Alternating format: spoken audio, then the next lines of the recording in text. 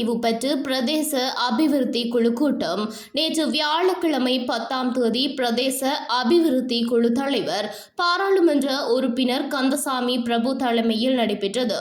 இதன்போது பாராளுமன்ற உறுப்பினர்களான ஞானமுத்து ஸ்ரீநேசன், இளைய தம்பி ஸ்ரீநாத், பிரதேச செயலாளர் எஸ் ரங்கநாதன், பிரதேச சபை தவிசாளர் வி மதிமேனன் மற்றும் திணைக்கள தலைவர்கள் உள்ளிட்ட பலர் இதன்போது கலந்து கொண்டிருந்தனர். இதன்போது நீர் வளங்கள் வடிகால் அமைப்பு, சுகாதாரம், கல்வி, விவசாயம், கால்நடை, நீர்ப்பாசனம், போக்குவரத்து, யானை மனித மோதல் உள்ளிட்ட பல விடயங்கள் தொடர்பில் விரிவாக ஆராயப்பட்டதுடன் பல முக்கிய தீர்மானங்களும் எடுக்கப்பட்டன.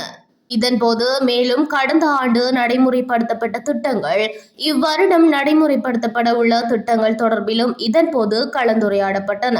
இங்கே மண் அகழ்வுகள் நடக்கிறதாக நிறைய முறைப்பாடுகள் வந்து ஒன்றிருக்கு. மட்டக்களப்பு மாவட்டத்தில் எத்தனை எண்ணிக்கையான கட்டடம் வந்து சரி, ரெக்ரூட்மெண்ட் ப்ராசஸ் முடிஞ்சால் அடுத்த டிசிசிக்கு முதல் நம்ம சேர்மன் பகுதிக்கு நம்புவோம்.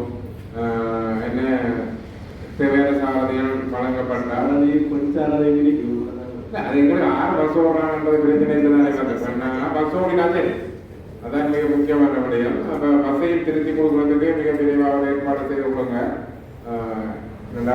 போன வருடம் சொல்லப்பட்ட விடயம் இந்த வருடங்களில் ஒதுக்கப்பட்டு நடந்ததுன்னா முக்கியமாக என்னைக்கான படுவாங்கிற பகுதியை போக்குவரத்து தான் மிக பிரதானமான அவங்களோட செயற்பாடுகள்லாம் தங்கியிருக்கிறதால இந்த அலுவலகங்கள் பாடசாலைகளுக்குரிய சேவை வழங்குறதுக்கு அவங்களும் நெருக்கடி இருக்கிறாங்க. நாங்கள் ஒவ்வொரு டிசிசிலையும் வந்து